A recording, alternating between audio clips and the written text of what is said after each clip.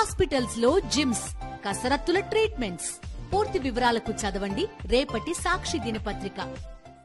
Details చూద్దాం. తిరుమల శ్రీనివాస మంగాపురం సమీపంలోని శ్రీవారి మెట్టు వద్ద చిరుతపులి కలకలం రేపింది.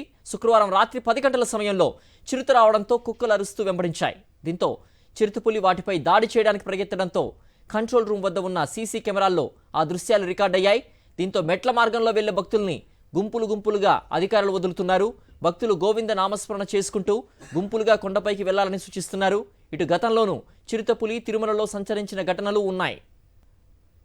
మరింత సమాచారం మా ప్రతినిధి మూర్తి అందిస్తారు. మూర్తి, శ్రీవారి మెట్ల మార్గంలో చిరుత సంచారానికి సంబంధించి కూడా అధికారులు పూర్తిగా కూడా ట్రాక్ చేయడానికి ప్రయత్నిస్తున్నట్టు తెలుస్తోంది. ఎలాంటి ప్రయత్నాలు చేస్తున్నారు? టీటీడీ అధికారులు ఎలాంటి సూచనలు చేస్తున్నారు భక్తులకి?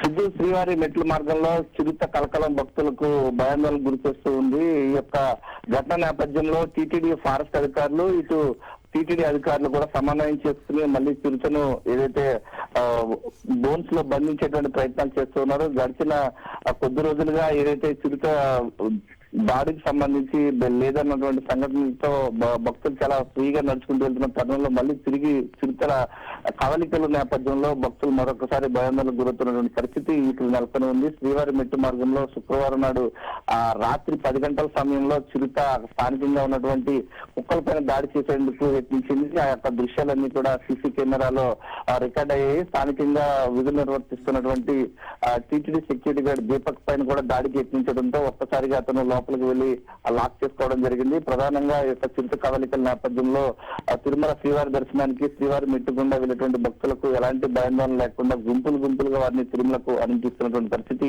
ఇక్కడ నెలకొని ఉంది. ప్రధానంగా టీటీడీ అధికారులు, విజిలెన్స్ అధికారులు, ఇటు ఫారెస్ట్ అధికారులతో సమన్వయం చేసుకుని ఈ యొక్క చిరుతను బంధించేందుకు సంబంధించి ప్రత్యేకమైన యాక్షన్ ప్లాన్ తో ముందుకు వెళ్లే ఆలోచనతో టీటీడీ వెళ్తూ ఉంది. ఓకే విజయమూర్తి.